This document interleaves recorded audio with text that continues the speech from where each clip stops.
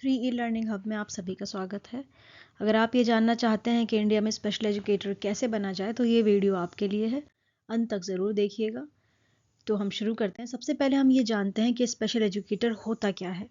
Special educator की बहुत jobs vacancies आती हैं, अपॉर्चुनिटी बहुत ज़्यादा है, इंडिया में भी आउटसाइड इंडिया भी बहुत ज़्यादा अपॉर्चुनिटीज़ हैं। लेकिन स्पेशल एजुकेटर होता क्या है? Special educator arises from this inclusive education. Inclusive education क्या होता है? मतलब कि जहाँ सारे बच्चे with regardless to their disabilities, abilities, gender, caste और बैकग्राउंड वो एक साथ पढ़ते हैं, एक ही स्कूल में, एक ही क्लासरूम में, सपोर्ट के साथ, विद नेसेसरी सपोर्ट जो भी उन्हें ज़रूरी है। ये सिर्फ एक प्लेसमेंट नहीं है, ये एक पार्टिसिपेशन की ओर है, अपनी राह है, सपोर्ट है, एक्सेसिबिलिटी है और इक्वल अपॉर्चुनिटी देते हैं सारे सभी प्रकार के लर्नर्स को। हम कुछ लीगल और पॉलिसी फाउंडेशंस देखते हैं जो इंडिया में स्पेशल एजुकेशन और इंक्लूसिव एजुकेशन को सपोर्ट करती हैं। तो सबसे पहले right of person with disability act, RPWD act 2016, ये मैंडेट करता है रीजनेबल अकोमोडेशन और support system for children with disability in education. Now RTE, right of children to free and compulsory education act 2009 guarantee करता है free elementary education and adequate infrastructure including train teacher. Now NEP 2020, national policy education, national education policy emphasise करती है inclusive education को at every schooling stage. मतलब हर schooling stage में inclusive education या inclusive classroom की एक इंक्लूसिव सोसाइटी होनी चाहिए और रिकमेंड करती है special educator engagement and capacity building. और उसी की तरह एक है हमारा समग्र शिक्षा अभियान, जिसे सर्व शिक्षा अभियान के नाम से जाना जाता था। ये एक सेंट्रल स्कीम है जो कि इंक्लूड करती है ऐसे कंपोनेंट को जो inclusive education for children with special needs को सपोर्ट करते हैं स्कूल लेवल पर।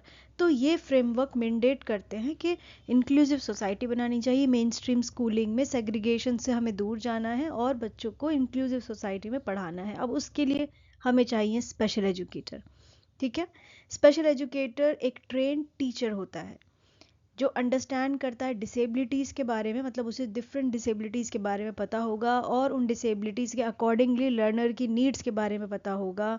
तो ये एक प्रोवाइड करेगा इंस्ट्रक्शनल सपोर्ट, अडेप्टेशन, मॉडिफिकेशन। मतलब आप सिंपल भाषा में एक स्पेशल एजुकेटर बच्चों को हर तरीके से अडेप्टेशन सपोर्ट करेगा, मॉडिफिकेशन, उनके जो इंस्ट्रक्शंस जो बच्चों को पढ़ाते हैं वो बच्चे के अनुसार उन्हें पढ़ाएगा।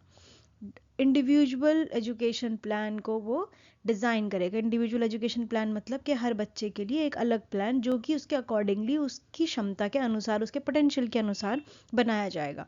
Collaborate with general teachers to help children with special needs learn alongside peer. मतलब कि बच्चे अपनी क्लासरूम में एक इंक्लूसिव क्लासरूम में हर टाइप का बच्चा होगा।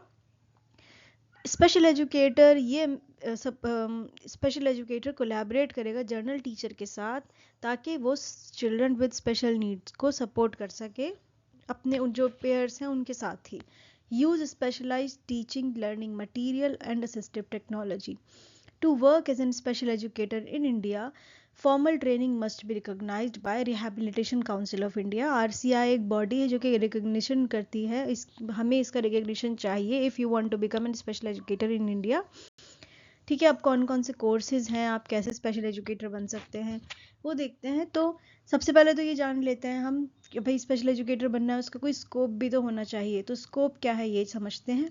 सेंट्रल गवर्नमेंट ने नॉर्म दी है अपनी, वो उसके नॉर्म्स के अकॉर्डिंग वो बताते हैं कि प्राइमरी लेवल पर यानी कि क्लास 1 से 1 से 5 तक एक स्पेशल एजुकेटर चाहिए हर 10 बच्चों पर with special needs.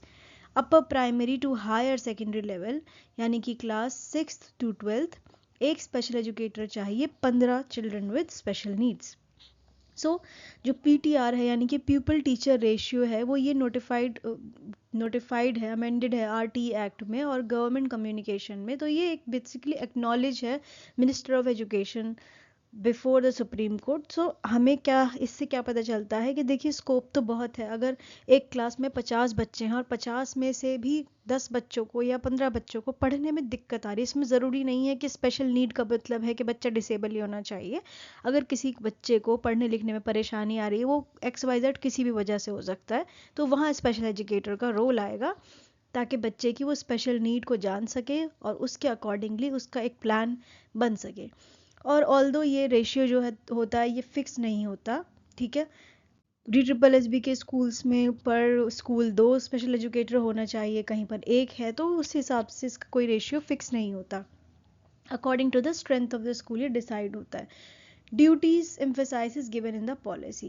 What government and board emphasizes about special educator in school? क्या बोलते हैं गवर्नमेंट और बोर्ड के स्पेशल एजुकेटर को क्या करना चाहिए? एक होल स्कूल अप्रोच यानी कि NEP 2020 इनकरेज करता है एक स्कूल कल्चर, ऐसा स्कूल कल्चर जो इंक्लूसिव हो, सिर्फ फिजिकली एक्सेसिबल ना हो, मतलब सीढ़ियों की जगह रैंप या फिर लिफ्ट ही नहीं, वैसे पेडागोजिकली भी वो बहुत ज़्यादा इंक्लूसिव हो, कोलैबोरेटिव प्लानिंग हो जर्नल और स्पेशल एजुकेटर्स के लिए, एक बीच में दोनों के कोलैबोरेशन हो, जर्नल एजुकेटर्स में भी और स्पेशल एजुकेटर्स में भी, मतलब वो दोनों मिलके बच्चों को एक सही प्लानिंग के तहत पढ़ा सके ताकि वो उनकी लर्निंग मीनिंगफुल हो सके।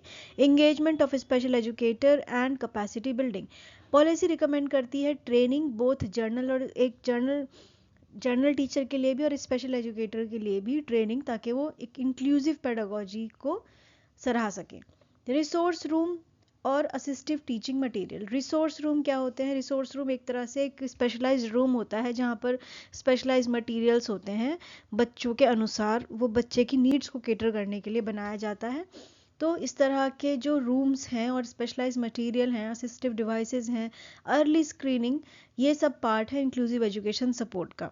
CBSE and other board. While CBSE hasn't published a fixed number of required special educator for per school, it mandates disclosure of special educator and wellness staff data publicly, reflecting accountability and transparency.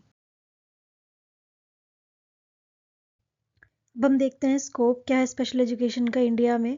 तो already हमने, आप लोग जानते भी होंगे और discuss भी किया है कि RPWD एक्ट 2016 में रिकॉग्नाइज 21 डिसेबिलिटीज़। ये डिसेबिलिटीज़ मैंने ऑलरेडी एक वीडियो में डिस्कस की हैं। इंक्लूसिव एजुकेशन मैंडेटेड है under RTE act and NEP 2020।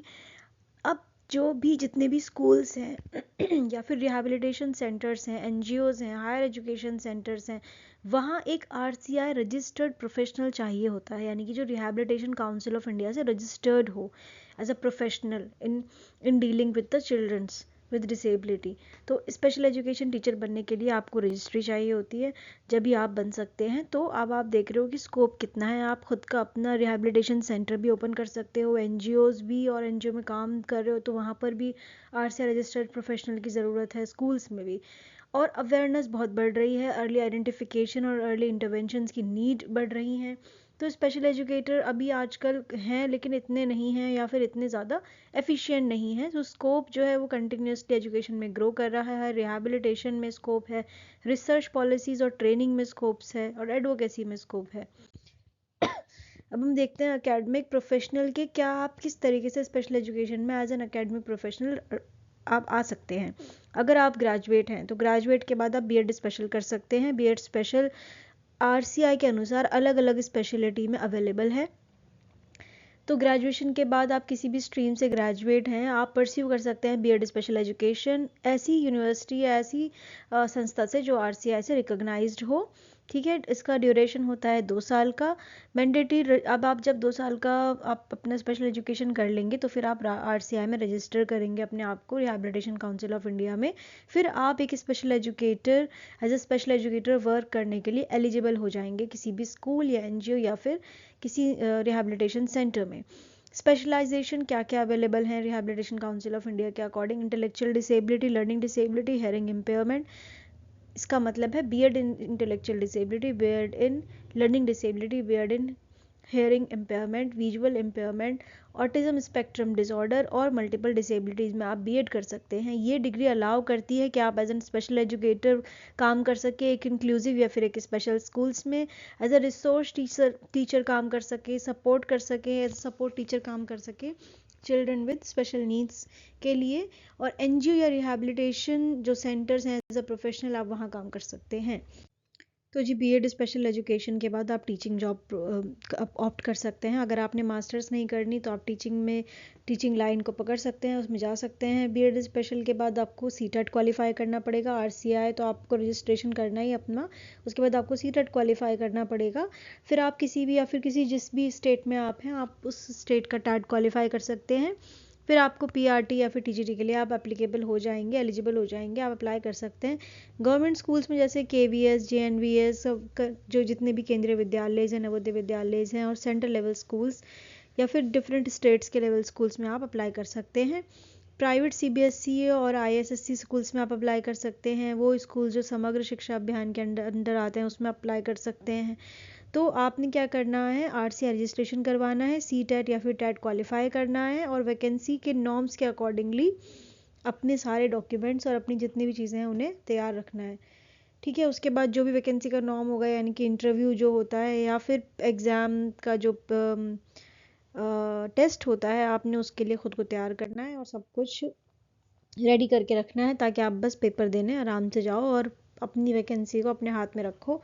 ठीक है, अब अगर आपको बीएड के बाद और आपका फ्यूचर प्लान है, आप मास्टर डिग्री करना चाहते हैं, तो आप एमएड स्पेशल एजुकेशन कर सकते हैं जिस फील्ड में आप हैं। अगर आपने लर्निंग डिसेबिलिटी में बीएड किया है तो आप लर्निंग डिसेबिलिटी में ही एमएड कर सकते हैं, या फिर जिस डिसेबिलिटी में आपने बीएड किया है आप उसी डिसेबिलिटी में एमएड कर सकते हैं।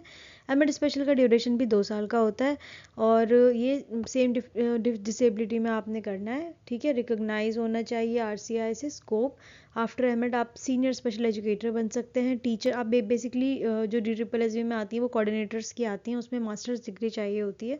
और आप एज एन नेट क्वालिफाई करने के बाद आप असिस्टेंट प्रोफेसर भी लग सकते हैं किसी यूनिवर्सिटी में, या फिर जो प्राइवेट स्कूल्स या जो प्राइवेट यूनिवर्सिटीज़ होती हैं उसमें आप डाइट में लग सकते हैं और बीएड कॉलेजेस में पढ़ा सकते हैं as an assistant professor. Academic counsellor बन सकते हैं, इंक्लूसिव एजुकेशन कंसल्टेंट बन सकते हैं, पॉलिसी और प्रोग्राम इम्प्लीमेंटेशन रोल्स में भाग ले सकते हैं। आप एनसीईआरटी में भी काम कर सकते हैं जो उनकी स्पेशल एजुकेशन वाली ब्रांच है उसमें।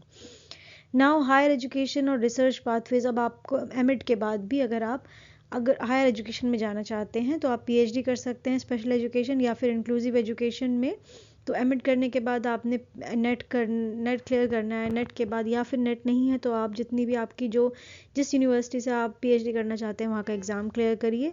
फिर आप पीएचडी इन स्पेशल एजुकेशन या इंक्लूसिव एजुकेशन या फिर एजुकेशन विद डिसेबिलिटी फोकस वाले टॉपिक लेकर आप उन पर पीएचडी कर सकते हैं। तो आप assistant professor, researcher, curriculum developer, policy adviser, training expert at national international level, तो ये आप सब अचीव कर सकते हैं अगर आप पीएचडी तक पहुंच जाते हैं। तो developing international module, research on disability inclusion, basically an numbers of things हैं जो कि आप एज एन स्पेशल एजुकेटर अगर आप एमएड के बाद पीएचडी करते हैं तो उसके बाद आपके लिए और ज़्यादा पाथवेज खुल जाएंगे। अब हम डिप्लोमा लेवल की बात करते हैं। डिप्लोमा के थ्रू अगर आपको स्पेशल एजुकेशन में एंट्री लेनी है तो आपने डीएलएड स्पेशल एजुकेशन करना पड़ेगा। जिस तरह बीएड हो रहा था, डीएलएड में भी आप एचआई, वीआई, एलडी, एमआईडी इन सब में ऑप्ट कर सकते हैं। डिप्लोमा अगेन आरसीआई की साइट पर अवेलेबल है सारे कोर्सेज, और स्टेट वाइज इंस्टीट्यूट वाइज जितने भी रजिस्टर्ड इंस्टीट्यूट हैं उन सब का नाम है, उनमें कौन से कोर्सेज होते हैं वो अवेलेबल है। Diploma in elementary education with special education, focus on foundational. अब जो फाउंडेशनल लेवल है यानी कि शुरू के बच्चे के जो 5 साल हैं, नर्सरी से जो शुरू हो जाता है उस लेवल पर पीआरटी टीचर का काम होगा। एज एन डीएलएड करने के बाद एलिमेंट्री स्टेज पर टीचर फोकस करेंगे, recognize by RCI again when offered as an DElEd special education. सब में आरसीआई से रजिस्ट्रेशन होना अनिवार्य है, मैंडेटरी है, बहुत ज़्यादा महत्वपूर्ण है। Suitable for teaching eight primary level, resource support in inclusive classroom और अर्ली इंटरवेंशन सेटिंग्स। जो फाउंडेशन लेवल के बच्चे होते हैं, यानी कि अगर आप फाउंडेशन लेवल पर एक टीचर हैं तो आपने अर्ली इंटरवेंशन करना है।